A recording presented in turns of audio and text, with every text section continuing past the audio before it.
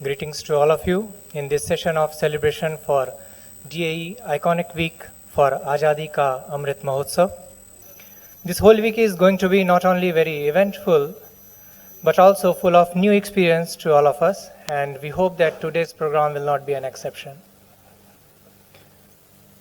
Lectures by eminent scientists and archaeologists, followed by a culture program, is surely going to make this day memorable for us. To start with the program, I'd request Dr. Vaishali Naik, chairperson of today's event, for a welcome address.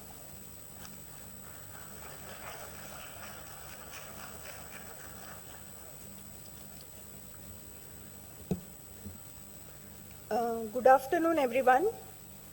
On behalf of the organizing committee, a very warm welcome to all of you. On the third day of DAE Iconic Week celebrations of Azadi Ka Amrit Mahotsav. Respected dignitaries, colleagues, and students, as we celebrate 75 years of our independence, moving past the recent devastating pandemic and uncertainty due to the war in the neighborhood, all of us are looking forward to a glorious next 25 years with hope and resilience as we move towards the centenary celebrations. So it is most appropriate that we also look back to our history for lessons for the future. As all of you would agree, history, when scrutinized with solid scientific tools, becomes undeniable evidence. So today, we are glad to have with us two eminent scientists who are masters of this field to speak on the topic.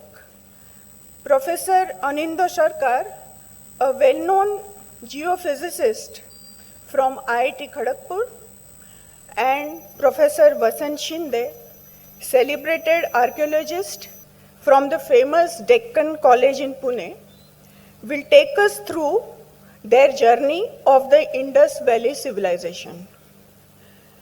We shall be ending today's Utsav on a musical note with the performance of music band Madul. So once again, I thank all of you for joining us and also thank the speakers for kindly accepting our invitation.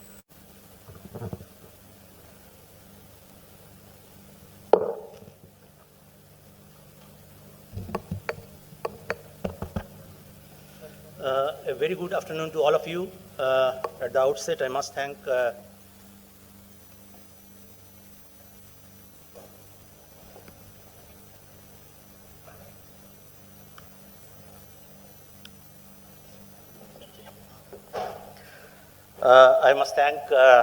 Professor Shom for inviting me for this lecture. And I also saw in the program today that Professor Vasant Shinde, who is also very well-known archaeologist and a long-term,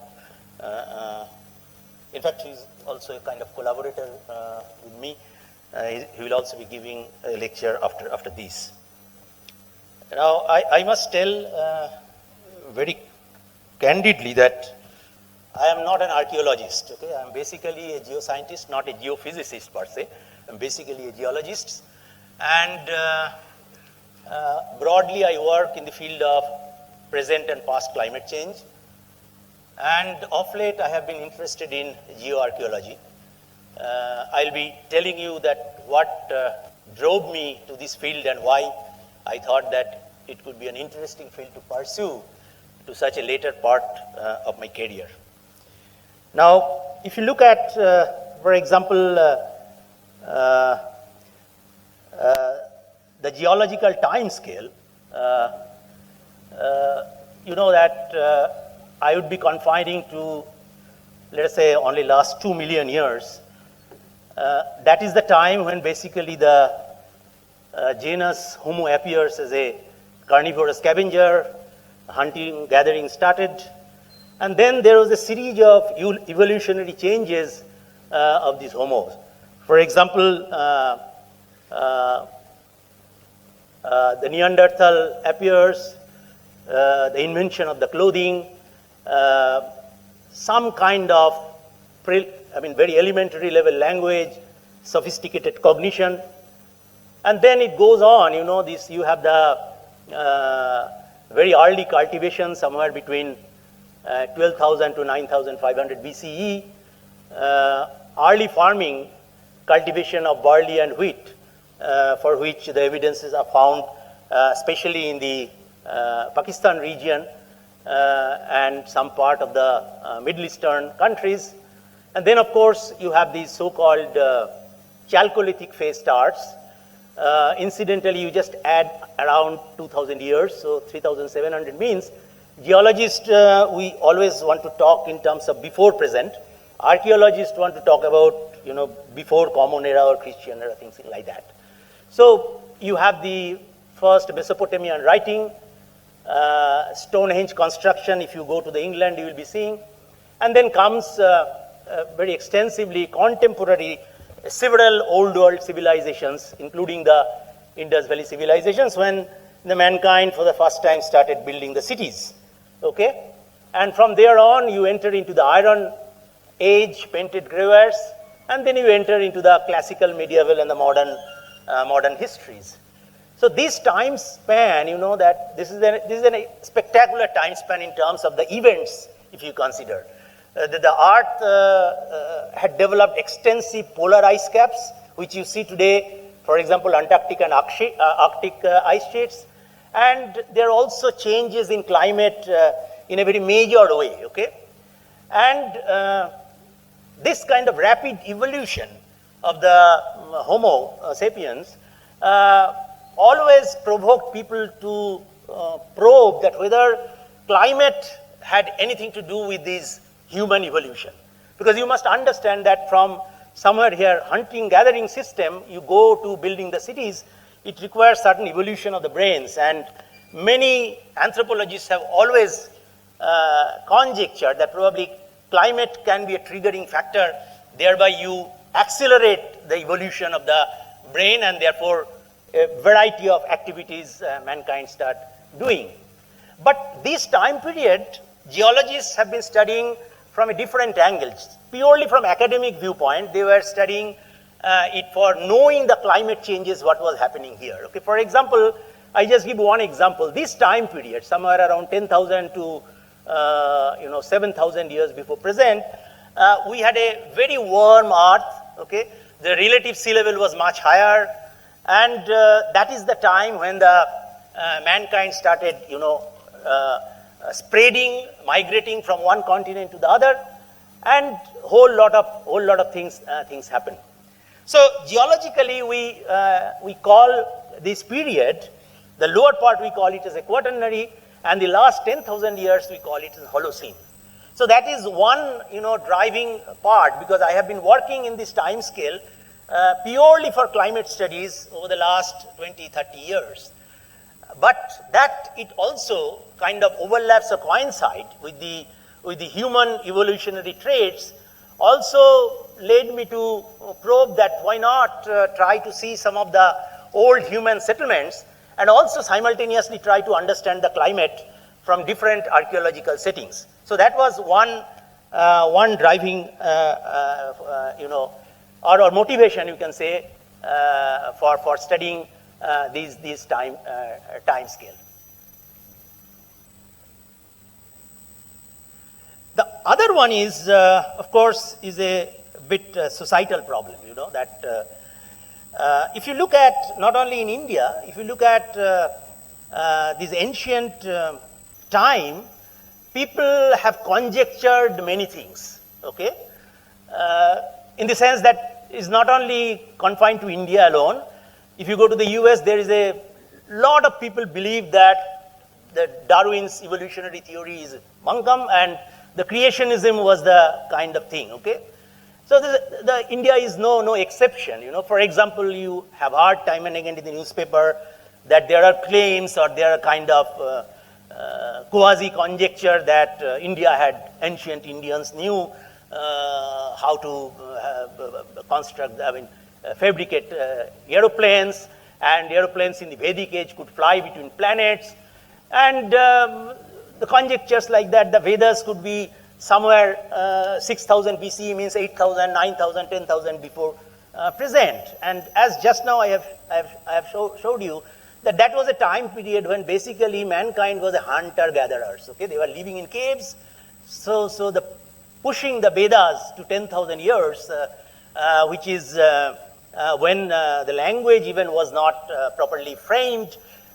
These are the things where, you know, in a way you can say that that there is a blurred boundary between mythology and the science. Okay, so therefore these two you know, motivations. That one is that a time frame which is very conversant to me as a geologist, that this is the time frame where I was studying the climate, and then these that if some of these human evolutionary traits can be studied from scientific angles rather than some kind of conjectures and or flimsy ground. And today's archaeology it has come a long way actually, you know. That today, as you can see, this is a very famous journal of archaeological science, where today archaeologists use, or the scientists use, almost all the modern technologies what is available under the roof. Okay, let me just give you few examples. How does one unravel the mystery of the past? Okay, this is, you know, a few years back, there was a large megapolis which was unearthed below the Guatemala jungles, which is now dated to be somewhere around 4,000 years old. Now, this was completely covered, and nobody knew, okay, that such a magnificent city was, megapolis was there. And how did they discover? They used basically a technique which is known as the LIDAR, that is light detection and ranging survey. Sorry.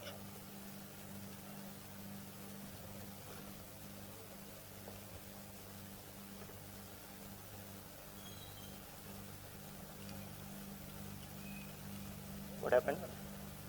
The previous one. Okay. No, I'll be handling. Don't worry. I'll be doing. I'm doing. Huh? Okay.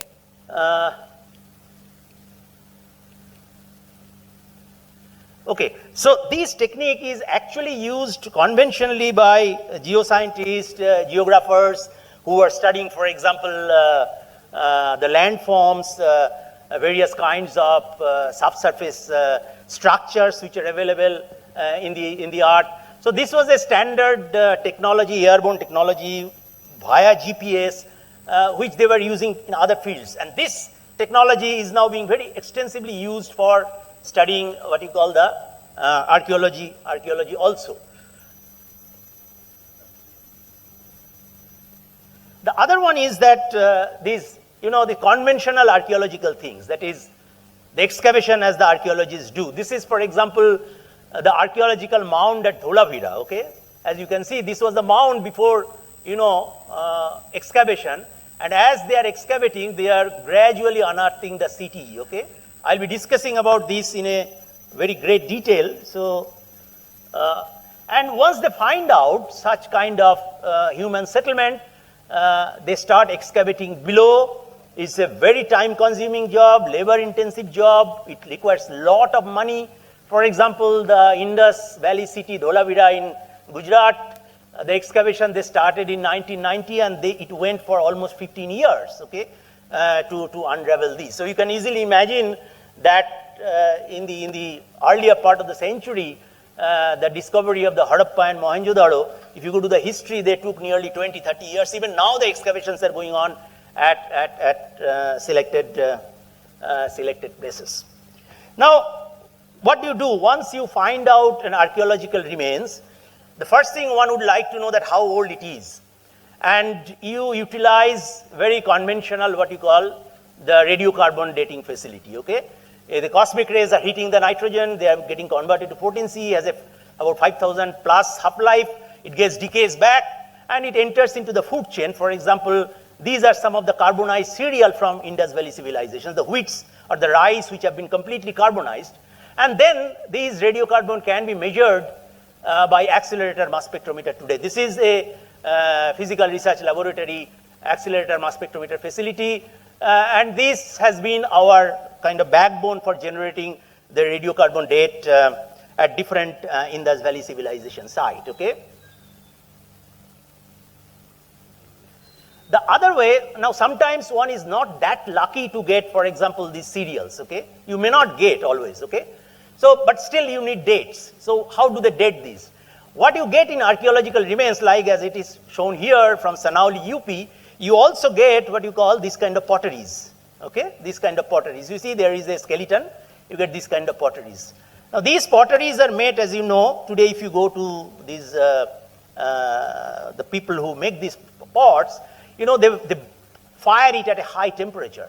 And that actually gives us a tool which is today known as optically stimulated luminescence dating technique, which basically uses the counting electrons trapped in burnt artifacts, and essentially by which you can, what you can do, you can tell exactly how much time elapsed since this pottery has been made. So wherever you get the cereals, like what I showed, you date them. Wherever you get these potteries, you date them. Sometimes you do not get either of these, you try to date something else. For example, the animal bones or what you call the human skeletons and things like that. Today I will be principally focusing on use of isotope tracers in, you know, the archaeological science. And when you say isotope is a big field, this is a center of studying isotope. I will be talking about mainly the isotopes of lower masses, okay? For example, the oxygen, hydrogen, nitrogen, carbon, sulfur, and things like that. And even there, if you look actually, you see that they have a vast, you know, applications. For example, you can study the planetary evolution by using isotopes of oxygen and hydrogen. You can do oil exploration by studying carbon and sulfur isotopes. You can study climate change by using oxygen and carbon isotope. Medicine, for example, very extensive use is found in medicine using of oxygen and hydrogen isotope. In agriculture, you have nitrogen and carbon because they are taken up by the plants. They can be fingerprinted very nicely. And of course, forensic science, nitrogen, oxygen, and carbon isotopes are used very extensively. And there's the same technique which forensic science actually use are also used in the archaeology. So what I will be principally concentrating today is neither nitrogen nor the carbon, because they essentially talk about the food and the evolution of the dietary behavior of the animals or the human being. I will be principally concentrating on isotopes of oxygen, which we use as a you know, principal tracer for understanding the evolution of the you know, ancient settlements. Now, you know, this is a like a detective fingerprinting. Okay, if you go today to Washington D.C. And go to the FBI office, they have today this kind of mass spectrometers which measures oxygen and hydrogen isotopes. Why do they do it? This is a case of, you know, the mystery of Little Miss Lake Panscope. A small girl was found killed in the east coast of USA, and the police was trying to find out where from she comes. And then what they started doing, they started analyzing the teeth, they started analyzing her hairs and things like that. And those teeth and hair and the isotopes in them actually contained the information from where the person came. Okay, how you may be wondering that how that can happen. You know, principally they use a variety of mass spectrometers. These are some of the mass spectrometers in our lab at IIT Kharagpur, where we study oxygen, carbon, hydrogen, nitrogen, and sulfur isotopes. And it can tell you a lot about climate, vegetation, migration, including the human migration.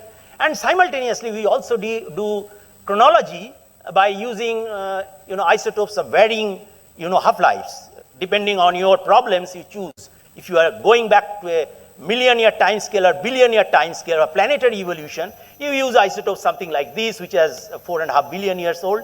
And if you are trying to look at processes which are very short-lived processes, you use this kind of isotopes. So these are basically our, very super clean rooms and the, radiogenic isotope laboratories. So we analyze all these materials there. And in archaeological perspective particularly, what are the samples we get? As I said, that just like forensics, we get bones. This is a skeleton which has been found in one of the Indus Valley civilization site. You get teeth, you get snail shells like this, which is basically calcium carbonate. And you can go to time depth from million years to basically recent, okay? And this is basically a deer teeth, and this is basically a cattle bone from a place called Virana. I'll show you one or two, some data which I will show you, which might be interesting. Now, if you look at the bone, bone is a composite material, that is, it has about 68% hydroxyapatite, and as you can see that it has carbon that actually contains the information what this animal was basically eating, but we are more interested in the oxygen, okay? And that is what we try to extract, and particularly the phosphate being a very, very tough radical, so a whole lot of chemistry has to be done so that you extract the oxygen, convert them into gas at a very high temperature burning, and then you can study the isotopes of oxygen in those phases. In addition to that, as I said, that you can also analyze calcium carbonate, which also contain carbon as well as oxygen, and you can use them for variety of processes. Okay. So summarizing, let me just summarize that what isotopes can do. If you want to study past climate, isotopes, yes, can be used as tracers. When we say past climate, what do I mean? If you talk about the modern climate is a very complicated system, For example, if you look at the monsoon system, it not only involves temperature, or sea surface temperature or land temperature, not only it involves, for example, the amount of rainfall which is taking place, but it is also very intimately connected to the wind stress, wind speed, geopotential height, a whole lot. And that is why, the Indian Institute of Tropical Meteorology, they have to have a supercomputer to predict the monsoon, okay, onset and when the monsoon is basically returning. In the past, we do not have that liberty. We cannot get so many parameters. So what we can do, we can at best get idea about rain, how much rain was taken, rain was there, or if rain was not there, there was a drought, or we can talk about the temperature, that at what temperature any organism was living or a mankind was living. And of course, you can talk a lot from carbon and nitrogen about the paleo diet, okay, what we were eating in the past. Now, let me just give you one show you one cartoon that how isotopes get, fractionated, okay? For example, when we talk about the oxygen isotope, it has 3 isotopes. One is 16, and there is the 17, and there is the 18. If you look at the abundance, the 17 is a very small abundance, okay? It's extremely difficult to measure, okay, in natural system, okay? Although in our lab, we have been able to measure now even that, and that is another dimension. But conventionally, people study these isotopes, oxygen 18 and oxygen 16. One is heavier, another is lighter. Now, when the evaporation takes place, obviously, the quantum mechanics demands that the vibrational frequencies are such that the molecules which are going into the vapor phase, they will be concentrating more lighter isotopes compared to the what you call the liquid phase, which is heavier and left below. So what happens if you start with a value of 0, and the notations of isotopes are such, we explain them in terms of delta, which is nothing very great, which is the heavier to lighter isotope ratio with respect to a standard. What standard? It is the International Atomic Energy Agency at Vienna. They supply to all the laboratories across the world, and they use it as a standard. So this delta value, if you just take, you see that this becomes 0 becomes minus 10, essentially meaning that it has concentrated more of 16O, okay? And this vapor, when it is moving towards the continent as it is happening now, for example, in the monsoon time, that the moisture from the Arabian Sea or the Bay of Bengal is lifted up, and then they are dragged towards inside the continent, so it keeps on raining. Now again, when they are raining, there is a phase transition. So there is a vapor to liquid phase, and then in the liquid, correspondingly the heavier isotopes fall. and the remaining vapor becomes further concentrated in lighter isotopes. So this unique, very simplistic picture tells you that by using isotope, you can do two things. One is the fresh waters isotopically are much more negative, okay, because it has much lighter isotope concentrated, okay, and the marine waters, they are much more enriched, okay. Just the reverse happen if you have an evaporation. So if you continuously evaporate, the lighter ones will go out and the heavier ones will remain. For example, if you go to the Thor desert, there are some saline lakes. Those lakes will be heavily concentrated by, will show heavy concentration of heavier isotopes of oxygen. Now, by the time you reach here and go to the mountains, you become you get extremely negative, fallout of these rain. And when you go to the, for example, go to the top of the Himalayas, those rains get converted to ice. So therefore, the ice itself is an extremely negative kind of values you will be finding in terms of the isotope systematics.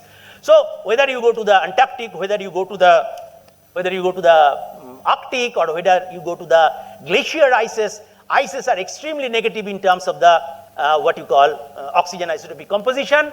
The fresh waters are a little more positive, and ocean waters or evaporative waters are extremely positive. So it gives you a tool to differentiate, the kind of water which was there at a particular place, which any organism or any mankind was either drinking or living in, okay. So just to show you one animation, this is what you can see is a monthly weighted oxygen isotope throughout the globe. This has been mapped by many people. The International Atomic Energy Agency, they have, the measurement stations at different places. We have in India, we have two places, where one is in Bombay, one in Delhi, and they have been measuring for last 60 years the isotopes of oxygen, and therefore they have been able to generate this kind of map. What it shows you that even at monthly scale, the scale is from -2 to -30. And remember, our experimental precision in mass spectrometers are 0.1 per mil or better than 0.1 per mil. So it's a large variation, as you can see, you are finding on a monthly basis globally. So each area is characterized by a specific isotopic composition of water. So when I was talking about the little kid who was murdered and whose body was found in the East Coast, eventually the FBI investigated and they found out that she actually belongs to the West Coast, because the water in the West Coast of US is completely different compared to the water in the East Coast of United States. Here also in India, the water which is there in Rajasthan, which is an arid area, highly evaporative area, where the rainfall is very low, is quite different than the monsoonal areas like Bengal or Bihar or the central India. So that is the kind of very basic idea by which we use it. So how does it work? You have mammalian bone, tooth, or calcium carbonate, delta 80, and this delta 80 is equal to the drinking or ambient water oxygen isotope, and drinking or ambient water oxygen isotope essentially depends on the rainfall, okay, and this mammalian bone, tooth, or shell oxygen isotope essentially talk you about the rainfall conditions, okay, and by this tracer you can even kind of quantify also that how much rain had taken place in the past, okay.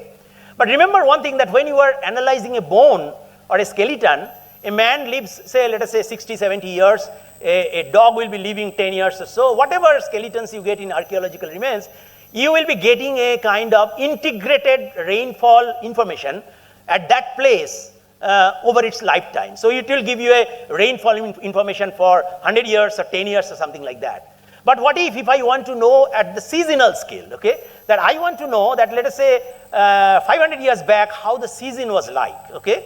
For that you require an archive which can record that seasonality, and also you require an experimental technique by which you will be able to differentiate that seasonal variation at a very micro scale, okay. Not a very easy job, but still people started doing it by analyzing a variety of systems. One of those are something like this. This is what we did very recently. If you, at least Bengalis would be knowing, if you eat a fish, the fish has a ear bone, okay? Fish has a ear bone, okay? Especially if you eat vetki fish, it will hit your mouth. So it has a ear bone. That ear bone would be hardly half a centimeter, okay? And if you make a polished section, you will see these growth rings, okay? And that growth ring means that when the fish was born or the juvenile stage, it started its life here, and as it grew, these were growing like this, almost like a rings of tree, almost like a rings of the coral. The same thing can be done. But remember that this is a very small dimension. So therefore, we could not have done it physically as we do for a bone or things like that. A bone is a big material. So I can drill, I can take the sample, I can do whatever chemistry I want to do. But for this, it would not have been possible to do that because it itself is so small. And if these layerings are essentially indicating some kind of climatic perturbations, so there was a technique necessary for developing at that micro scale. And that is what we had developed over the last 2-3 years at IIT Kharagpur. We have been able to use laser, CO2 laser, which has a beam of something like 50 micron. So it can analyze a large number of samples, and thereby it can retrieve the climate during the lifetime of a fish. So if a fish is living for 2 years or 1 year, so you can talk about the seasonality during the existence of the lifetime of the fish. And why fish? Because many of the archaeological sites, they have this kind of fish remains.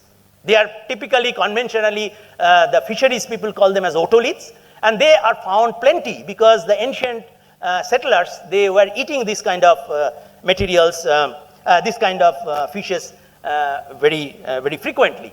So you have this kind of layerings, okay? When you analyze it, you get this kind of wriggles, okay? This is from an Indian Ocean.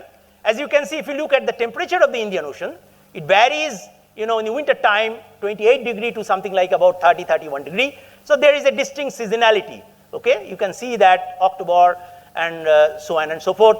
And these temperature is actually recorded in these, shell materials, okay? In these shell materials. So this is a this is a laser system at IIT Kharagpur, which we use almost on daily basis to determine the seasonality of this material. So basically, my point is to tell you that you can talk about a annual level climate, you can talk about decadal level climate, you can also talk about seasonal level climate depending on what is your requirement, okay? What is your ultimate goal. Now let me just take you through few journeys of where we have applied these techniques, okay? Now, many of you must be knowing, those who are interested in history, that if you go to Mediterranean region, we had what you call the so-called Assyrian, kingdom, the Babylonian kingdom and things like that, the Egyptian kingdom and all these things, okay? And these empires, people were very much interested for a long time that you have a Persian Gulf here, you have a Mediterranean Sea here, okay? Whether they had any kind of connections, there were trade exchanges or not, whether there was a maritime trade, whether the trades were coming from Persian Gulf, whether the trades were through the routes of the Mediterranean Sea. So this was one of the questions which apparently archaeologists are much interested, okay? And that is why the University of Haifa, actually when they approached us, we were very happy to collaborate because by that time we had developed the technique. And this is the tail door, which is the coast of the Israel. This is the archaeological sites, okay? This is the archaeological sites in the Mediterranean. Now, when they were excavating these, they find this kind of fish teeth. You find this fish teeth even today, but they were using it in the ancient time also, okay? And we extensively studied the isotopes with these and eventually came to a conclusion that this tail door site was trade-wise connected both with the Persian Gulf and with the Red Sea via the Mediterranean. Why? Because the salinity or the freshening of the water of Mediterranean, Persian Gulf and the Red Sea are completely different, okay? So therefore, each having a distinct origin, and the fishes which were being taken from here, they were taken from here, taken to the tail door, or sometimes from Red Sea, taken to the tail door, and one can very nicely actually talk about these trade routes, okay? This is just one of the tracers which I mentioned. There are many isotope tracers by which people are trying to study what you call this kind of connection of the trade route. This brings to the main topic today, which is the mysteries of Indus Valley civilization. Now, we typically call them as a Bronze Age civilization. The typical age is 5,500 to 3,500 years before present. But I must also tell you that you had some old world contemporary civilizations. For example, Yangtze River in China, you have the Egyptian civilization, Mesopotamian civilization, and so on and so forth. Almost contemporary civilizations. Okay. Now, what was the reason that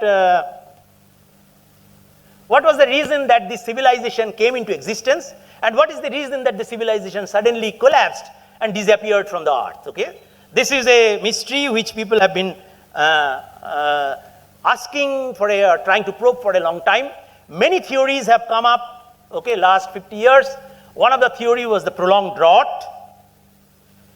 Other could be interpersonal violence, okay. The people found that large graves and cut marks in the, what you call, skeletons, or even sometimes, infectious disease has also been invoked for elimination of these civilizations. So many things have been suggested, okay? But none of these theories actually can kind of completely or conclusively say that this was the reason, okay? So what did we do about 5 or 6 years back? We wanted to go to a archaeological sites of Virana, Haryana, and this is what is when the excavation was going on. Where it occurs somewhere here, okay? It occurs somewhere here. This is your Harappa, okay? This is your Mohenjo-daro. This is the Indus River, and that is why the dots are nothing but the civilization sites, big settlements or the small settlements. The Virana is here, Rakigori is here, on which Dr. Sinde is going to talk today. And interestingly, as you can see, this is all around the periphery of the Third Desert. All around in the periphery of the Third Desert. This was a place which was excavated long back by archaeologists of Archaeological Survey of India. And they kind of predicted or tried to tell, based on the archaeological evidences, that this could be very old, even older than contemporary civilizations known elsewhere of the Indus Valley settlements. Okay? So, as I said, that is something like 5,500, 5,300 years, I think, things like that. So, we went there. But unfortunately, this site was excavated, it was covered. So we had only the materials. We had only, for example, these potteries, we had bones and things like that. And we could never have the access of collecting the samples as the excavation was going on. But nevertheless, let me tell you what we found out. This is a monsoon record from the Arabian Sea. Okay? This is a monsoon record from a lake which is very close to the settlement of Virana or Rakigori. Okay, it's a lake where they drilled and they found out. And this is from the archaeological site itself. Okay, first thing we did, as I do always, that I go for dating. Okay, because not many dates were available. And when we started dating, we find that conventionally, if early Harappans or the early Indus Valley people started their habitation around 5,300 years, this is a place where probably the early Harappans could be as old as 8,000 years. Okay, that is the kind of things we got. Okay, and instantly it looks that probably this conventional idea that everywhere the Indus Valley civilization has to start at 5,500 years may not necessarily be true. Brings to a question that whether the cultural evolution is time diachronous or time synchronous. Okay, most likely it should be time diachronous. I don't think that it appeared all at a time. It could collapse all at a time, but it appears all at a time. In the biological world also it doesn't happen. Okay, and in human evolution and things like that also it is very unlikely. Anyway, now this early Harappan time, the blue shaded region, is basically a time when the monsoon was very strong. That is the time when the Harappans came into existence and they started building the cities and things like that. But as the time progressed, the monsoon started going down. The lake level, for example, was very high. The lake level started going down and suggesting that probably the monsoon over Indian subcontinent was slowing. Okay, it was going down and down. Interestingly, although the monsoon was going down, but you can see the Harappans were basically continuing in their endeavors, going through early mature Harappan to the mature Harappan when major cities were built all across the subcontinent, okay? Meaning what? Meaning that these Indus Valley people could survive in spite of a decreasing monsoon over 1,000-year time scale, okay? And they did not disappear just like that. And the question obviously brings that what could be those factors that led them to sustain for more than 2,000 years? Because eventually the late Harappans end somewhere around 3,500 years or something like that. Now, there are many indications. One of the major thing which is coming very prominently is that, when the monsoon was good, they were basically growing, water intensive crops like large grain cereals, wheat, barley, probably rice also. And when the monsoon started becoming weaker, they started growing, they switched over the crop pattern. They started growing what you call the drought resistant small grain cereal or millet. Even today you go to the Western India where the rainfall deficit is there, millet is one of their main food source. So they basically what you call they switched over the crop pattern for sustaining these things. Very interesting, although that almost 2,000 years rainfall is coming down, they are switching over their crop patterns, they are not dying, they are not leaving their settlements. And that actually gives us a great deal of motivation that today the climate change is so serious that a 200-year-old modern civilization, human civilization, as Stephen Hawking says that it is going to be extinct in another 300, 400 years. But here is a striking case that the Indus Valley people could survive against the onslaught of what you call the decreasing monsoon for almost 2,000 years by doing this kind of ingenious thing, that changing crop pattern. Today, you go to any place in India, changing crop pattern is extremely difficult. You cannot ask the farmers to change the crop pattern. Vidarbha region, for example, they grow huge amount of sugar canes, which is water intensive. Vidarbha is a drought prone area. They want to stop sugar cane and they want to produce something which requires less water, but the farmers are not ready, government is not ready, the sugar lobby is doing. Now, that the Harappans could do it, it actually means that probably the societies were much more participatory in nature, okay? They were not fighting like modern civilized mankind. We have all good science, all good technology, but we have Ukraine, we have this, you have that, and we keep on fighting, we have politics, okay? And it never brings us to a convergence, okay? We can never agree for anything. But this is a very classic case that where over 2,000 years they survived by doing this thing. Not only these things, they adopted very advanced kind of technologies, which I'll be showing a few slides.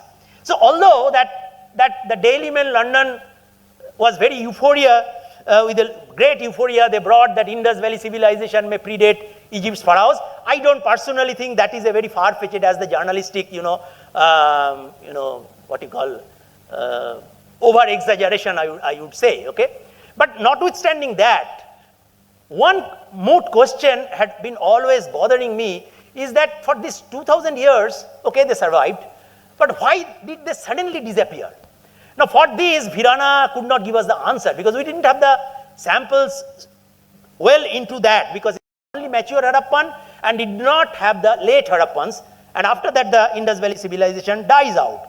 So we went to a place in deep Rann of Kutch. This is the greater Rann of Kutch, is a place called Dholavira, which is India's one and only one exposed Indus Valley civilization city, which you can go as a tourist and see, okay? And if you look at Dholavira, this is again, Dholavira is somewhere there, as you can see, in the northern Rann of Kutch, almost in the southern fringe of the third desert. The white dotted lines are the rainfall isohyets, 500 millimeter rainfall annually, 400 to even less than 200 millimeter rainfall, almost arid, hyper arid. As you can see from the landscape, no rainfall occurs there, okay? And within this run, you have these kind of beds, the rocky beds, okay? And these Dholavira, they built 5,500 years back on one of these rocky islands called the Khadir Island, okay? Very interesting. Why did they go and how did they survive for 2,000 years?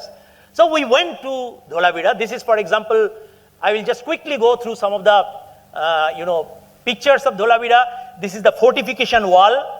That means that any ancient settlements, the first thing they will do, they will make a defense structure, almost like, your fort, okay, as you see in Rajasthan. So they will make a defense structure. This Dholavira was originally excavated in 1968 by J.P. Joshi, and later on it was taken over by Dr. R.S. Bist, who is still very active at 80 plus, and therefore I had no hesitation to talk to him, because he is the discoverer of Dholavira, and then started our collaborations, okay? Now this is a Google map of how you look at the Dholavira from the top. It has two rivers, right hand side one river, left hand side one river. And this is the mountain top on which they had built the city. The city had a castle. Castle means, probably the most influential people used to live there. They had a middle town, okay, where little lower hierarchy people probably were staying, and lower town, still lower hierarchy. So probably there were, different kinds of activities were going on in these. And this kind of structure you find in almost all the Indus Valley civilization side. Whether you go to the Harappa, whether you go to the Mohenjo-daro and things like that. On top of it, what you find in the eastern side, and as well as the southern side, you see they built huge reservoirs. Why these reservoirs? These reservoirs are not ordinary reservoirs. These reservoirs are big, but these reservoirs are also connected through each other. Okay? That means if one reservoir is full, it will be immediately water will go to the next reservoir and then to the next reservoir, meaning that they are very conscious about the water conservation. And that only tells you that probably water was a very scarce commodity even during that time when the monsoon was continuously. This is what the present day, river bed at Dholavira looks like. There is no water at all. Rainfall is virtually zero. And only when little bit rain takes place, you get some kind of debris flow, and that's about it. It dries up in 1 or 2 days, okay? This is what you call the east-facing entry gate of the castle. Okay, this is the gate. You can see a pillar element. Probably there was a gate. Gate is gone. I don't know what kind of material they made the gate. But if you look at the civil engineering of this pillar, you will be amazed actually. The arcs are perfect. Okay, perfect arcs, okay, on either side. And this is a time, remember, when iron was not discovered. This is the Bronze Age. And copper being a soft material, it could not have been used for polishing the rocks. So how did they polish? Okay? But as you go through Dholavira, you see a series of such interesting things. Arterial road, you have a very well-planned houses, like our 2-bedroom, 3-bedroom, what you see in today's cities. They had dug wells, they have water tanks, they have step wells, and they had extensive drainage systems to the extent that they even had manholes. What does it mean? It means a very sophisticated water management system in Dholavira at a place which is inhospitable today, okay? And finally, the largest reservoir, East Reservoir, which I was talking, you can see the steps, and these reservoirs, they were using for conserving the water. Large number of pots and potsherds have been discovered from the Dholavira, okay? Variety of ornamental beads made up of variety of stones, a very precise weight system, okay? The seals, all telltale features of kind of mimicking the modern kind of approach that the human being has. You have shell bangles, okay, made up of conch. Gone today from rest part of India, only in Bengal and Bihar, women wear these shell bangles, okay? But interestingly, Indus Valley civilization site, you will see a plenty. There are factories where they were producing these shell bangles. Neither in Rajasthan or Gujarat women wear the shell bangles. I don't know how it got concentrated in eastern part of India.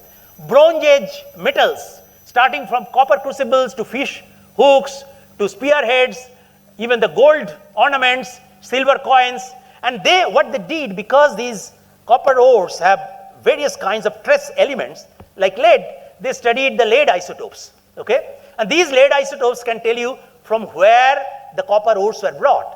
And it looks that they were brought from far off places of Gujarat itself, as well as Haryana, Rajasthan, or even Oman. Okay, Oman is a country where you have a lot of copper deposits are there, okay?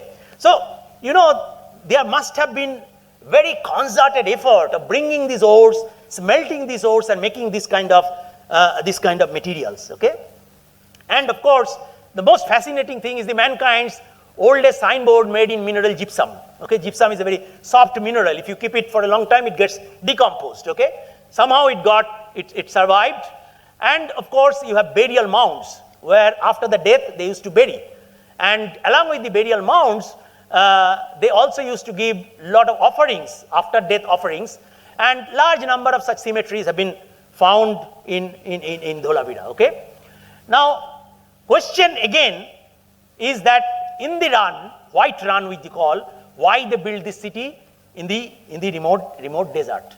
So a team of scientists from Deccan College, Physical Research Laboratory, Kutch University and IIT Kharagpur, we went and did very extensive work, part of which is published, part is still being published. This is the composite picture of what you call of Dholavira. This is one trench, this is another trench, this is another trench. Trench means you dig continuously and get the materials vertically, almost the same way we do in geology, and we start dating the materials. I will summarize. The settlement at Dholavira started around 5,500 years before present. Rapidly they started expanding. The city was expanded. Okay, they made lower town, middle town, all these, they made reservoirs. Came somewhere around 4,300 years, suddenly the city, the expansion stopped. Expansion stopped, city was not being able, they were not being able to maintain the city, and eventually somewhere around 4,200 years, the entire city collapses. Collapses and gone, they desert the city. You see a occupational, a depositional gap there, okay, which we call in geology hiatus. And then again they come back, somewhere around 3,800 years or so.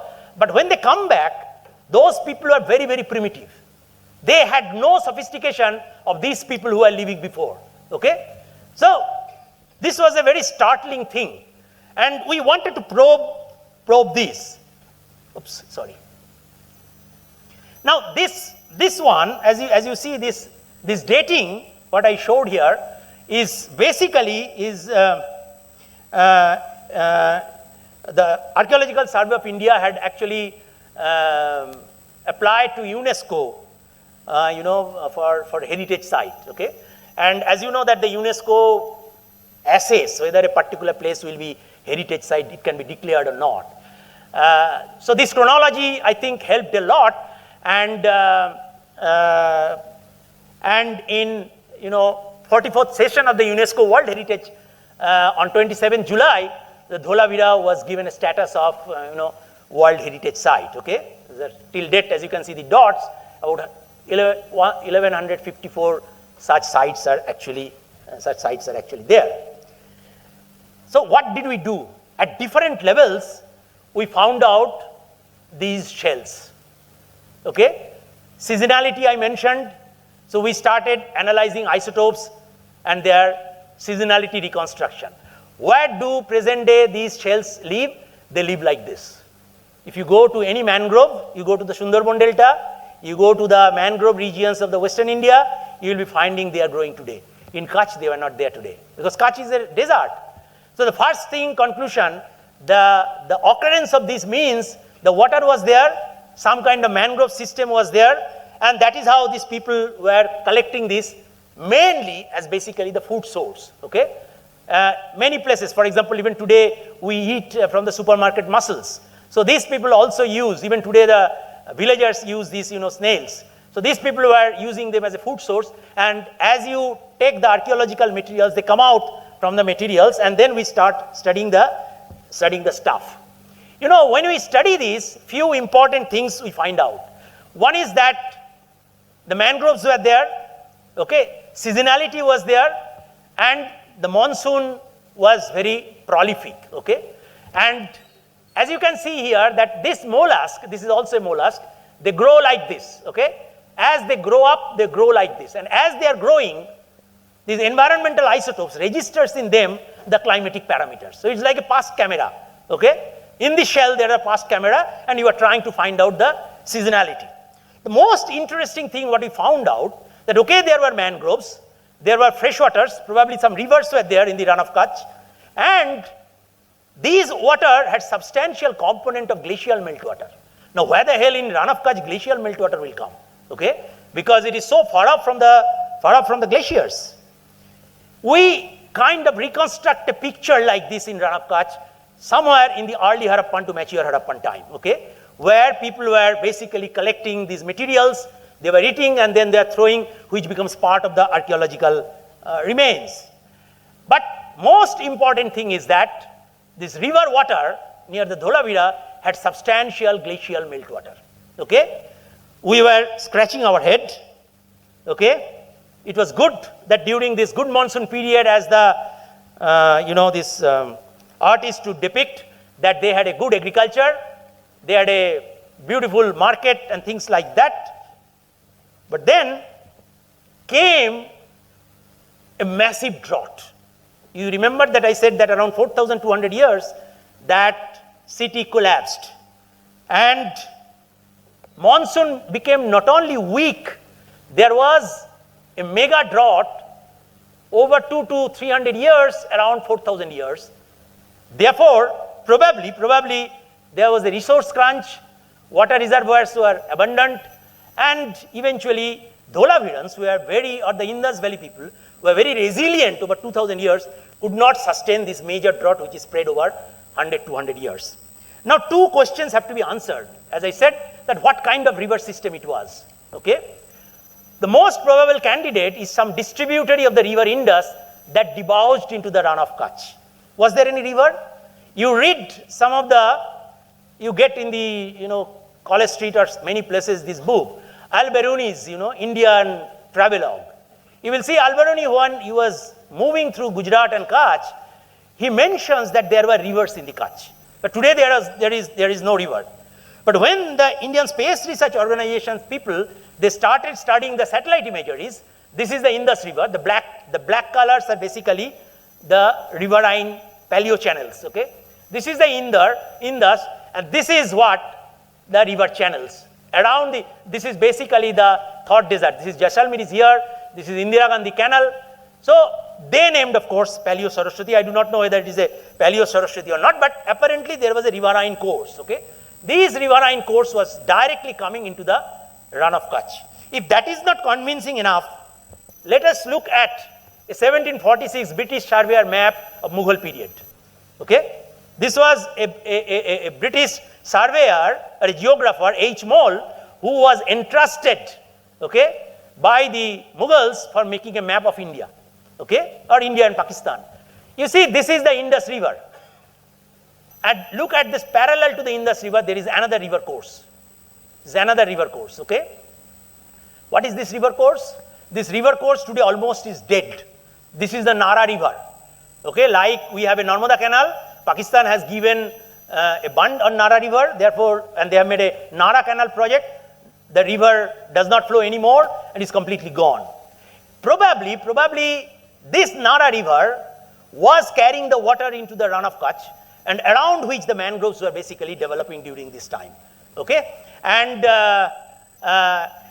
glacial water, yes, glacial water because it is a distributary of Indus River. If you go to the today's Indus River and collect the water, you will see that majority of the water is actually derived from the glacial meltwater, even up to its lower reaches, which is completely different from Ganges. Ganges also gets meltwater, but only in the upper reaches, because in the lower reaches it gets a lot of water from monsoon sources, so it loses its glacial character. But Indus never loses its glacial character, even just before reaching the Arabian Sea. Okay, it is possible that this Nara was very active, or the distributaries connected to the Indus was very active, and therefore those were the places where the people were collecting this kind of stuff. Second is, of course, it looks like an aridity. Was there a major aridity? In 2018, the geologist came and declared a new age in the geological time scale, which they gave Meghalayan age. Okay, a new phase in the history of the earth. Okay, and interestingly, the Meghalayan age nomenclature comes from studying a cave carbonate from northeast India in the Meghalayan cave, and it looks like that it is not only in India, it is a global phenomena that around 4,000 years to 4,200 years, about 200 years, there was a massive drought all across the globe. Certainly in the tropics and the subtropics, probably in the high latitude, they started getting this drought evidence even in the European subcontinent. Interestingly, this 4,000 to 4,200 years, not only this Indus Valley civilization disappeared. No. If you look very closely, this disappeared, this disappeared, this disappeared. Okay? Till that, this kind of studies have not been carried out in Yangtze River, Mesopotamian or Egyptian. I'm sure they must be getting the, but let me just show you at the time configuration of the Indian Indus Valley civilization sites within India. Okay? For example, Kalibangan in Rajasthan, Rakhigori, for which Dr. Sinde is going to talk, and this is your Dholavira. You see, this is a violin diagram, basically a frequency kind of diagram. It starts somewhere, as you see, around 5,300, 5,500 years. This is the mature Harappan time when the cities were built, okay, and expansion took place. And come around 4,200, 4,100, Meghalayan stage, they all zoom, they are gone. Okay? They're gone. All the cities within India, they basically collapse. And simultaneously, not only the Indian sites of Indus Valley civilization, all the major old world civilization also collapsed almost nearly at the same time. Why? The reason is very simple. Already, you know, we had a decreasing monsoon, explainable in terms of climate modeling as a solar insolation driven thing. Now today, the understanding is that these decreasing monsoon, as much as it was decreasing the monsoon over India, you know, Africa also has a monsoon. You must be knowing, Africa also has a monsoon, okay? So this monsoon system was very strong in Africa also, but as much as it was going, you know, it was becoming weaker in India, it was also becoming weaker in the African section. And then the Sahara, which was a green Sahara one day, suddenly crossed a threshold and became a Sahara desert. Okay? So they called it is a basically end of green Sahara. And how do they do it? They do it essentially by general circulation model. The climatologists do modeling for today's monsoon. They also started doing modeling for the past monsoon. Okay?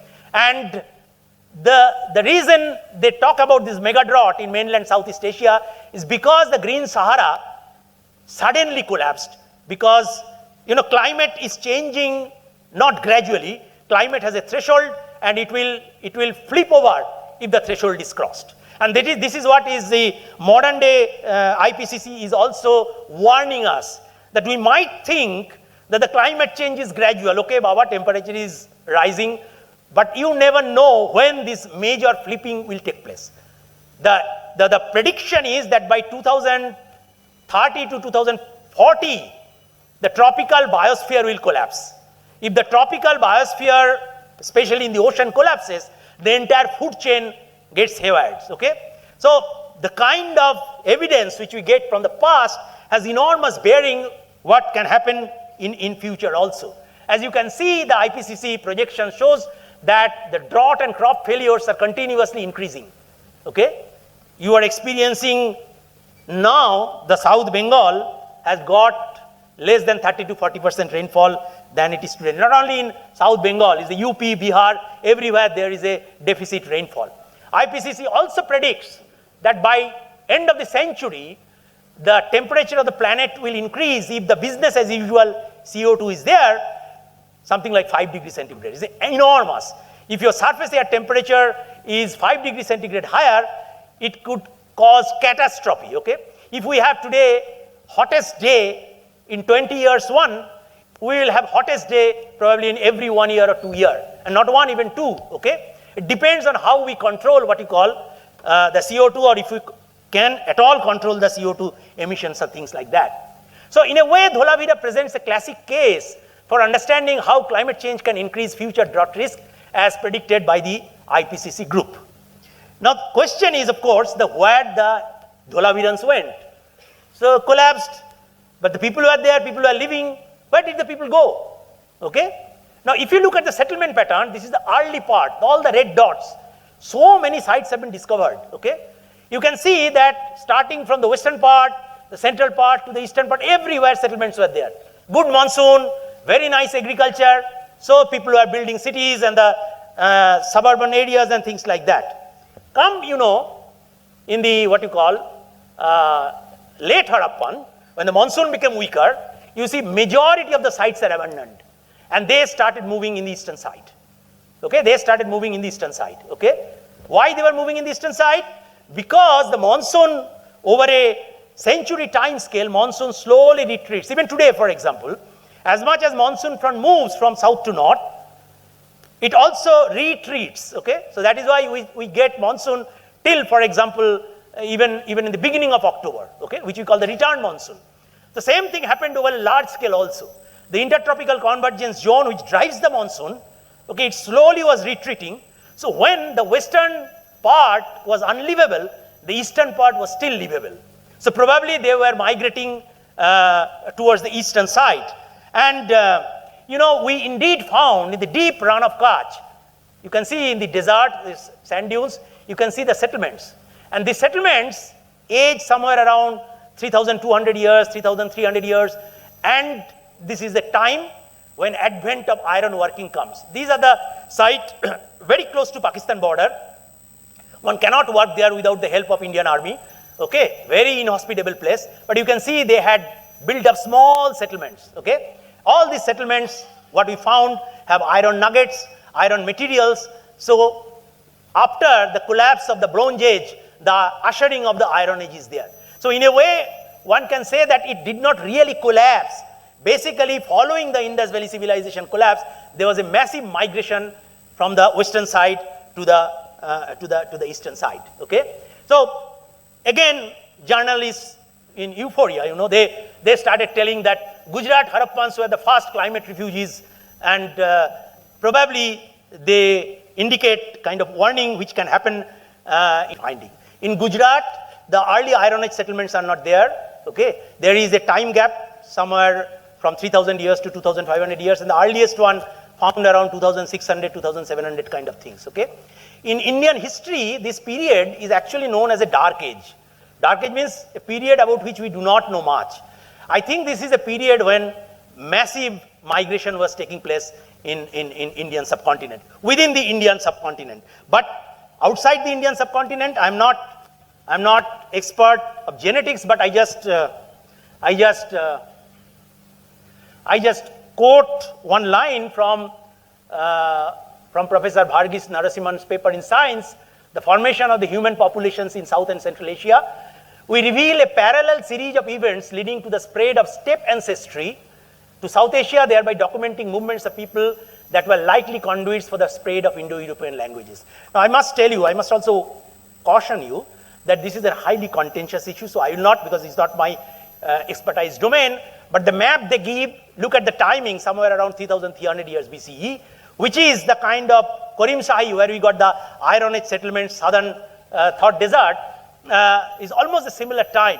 So whether or not such a large-scale migration was taking place, I am not sure, but certainly within the subcontinent domain, there was a migration from the west to east. Okay, so that is certainly clear, and it tells you only one thing, that today's climate change, all the predictions what IPCC are making, it had already happened. Maybe man was not there, fossil fuel was not there, nature was cruel enough to drive the climate change. Okay, and those climate change records are there. Evolution of those human settlements are there in front of us.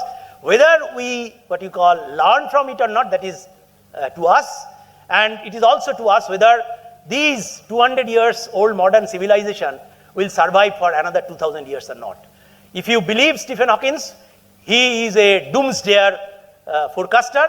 He says, unless mankind find another planet, habitable planet in the solar system, on Earth, human being is going to be extinct.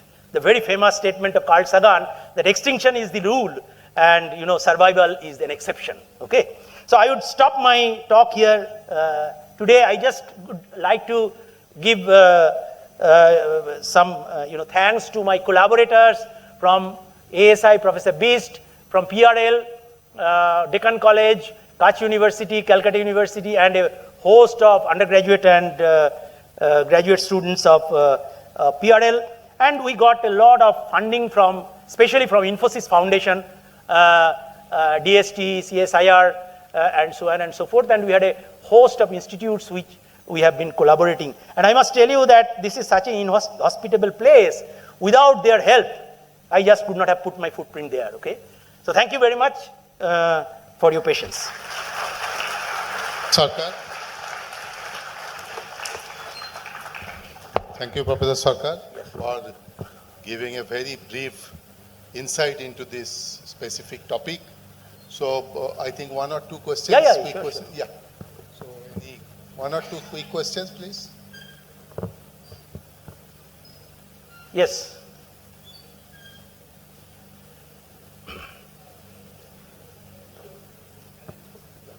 Please.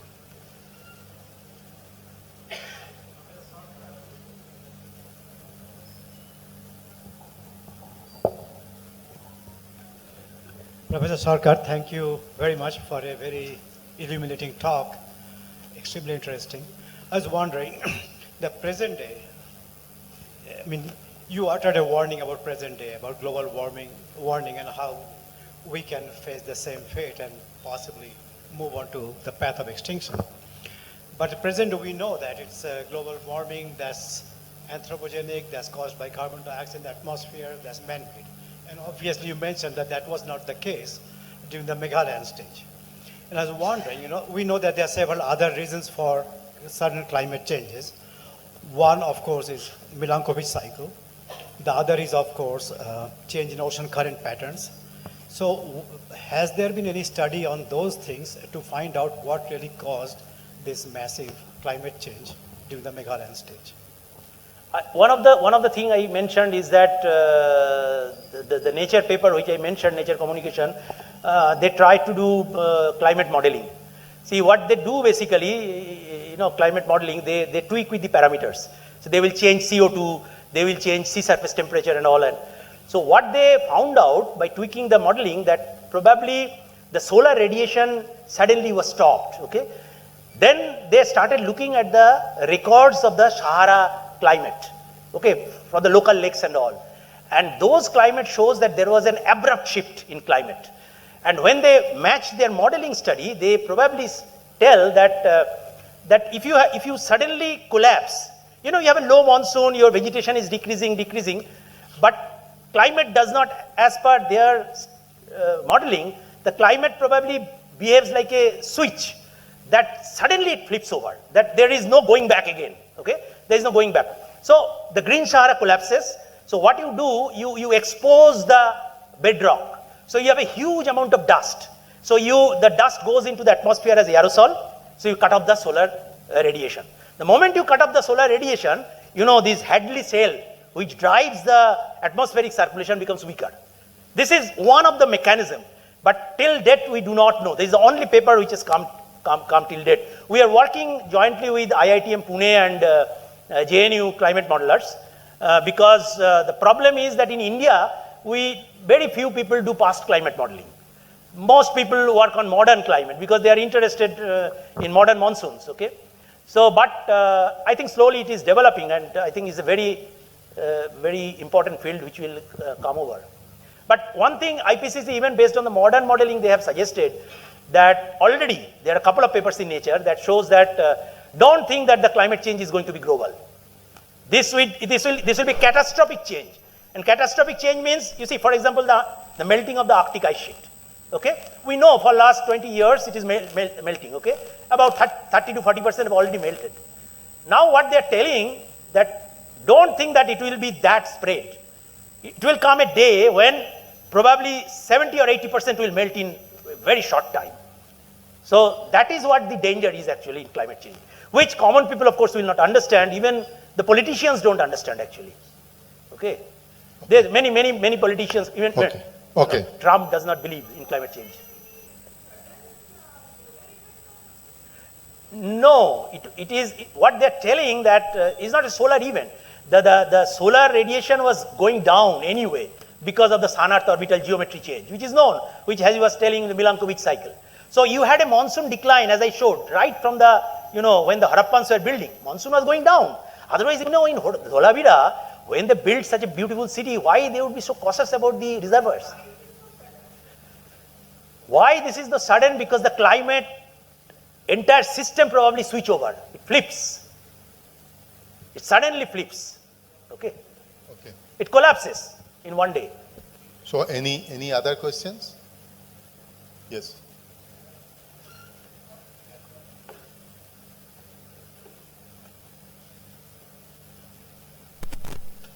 Is there any evidence of any civilization close to Ganga before, during the time of Harappans, means in 5000, means why there is no civilization there before? Why it's suddenly See, like- Indus Valley civilization, I have shown you that they have a specific extent covering India, Pakistan, and probably part of Afghanistan also. Okay. Yes, but is Amuduriya there any River and all. evidence that there is civilization in this Ganga Valley or with? There are a lot of claims, but I don't think that it has been found.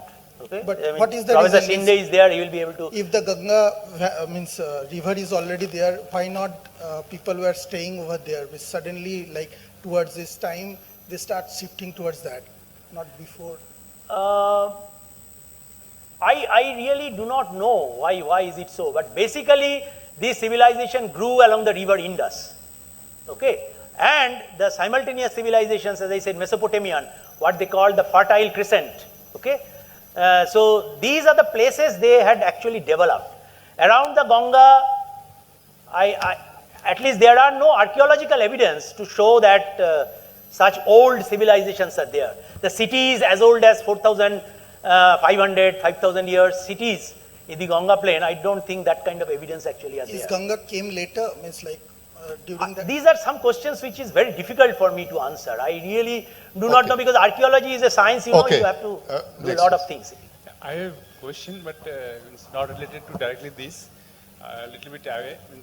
Nowadays we are promoting very fast on solar energy, but if you see the solar energy land coverage is quite high, and we are targeting those areas which are dry and all, means because of this thing. Is there any impact or any studies going on in that direction? This is not my domain. I don't know solar Okay. energy. Okay, so I think we are already late. I have one small question. Yes. That you have told that you have many techniques of this isotope techniques to predict. So what is the accuracy of that technique? Of the predicting something, so seasonality, etc. you are predicting.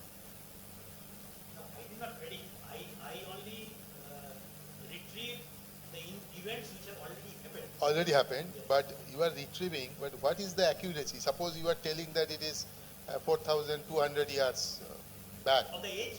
of the age. So whether it is 4,200 or 4,000 or 3,800 4,200 years, the typical plus minus. radiograph error should be at the best 100 years. Okay. 100 years or something like that. Okay. Thank you. As you go old, you know, the concentration of carbon-14 decreases, so your error increases. Okay. Okay. Thank you. Thank you. Thank you once again for giving a very nice talk. Thank you.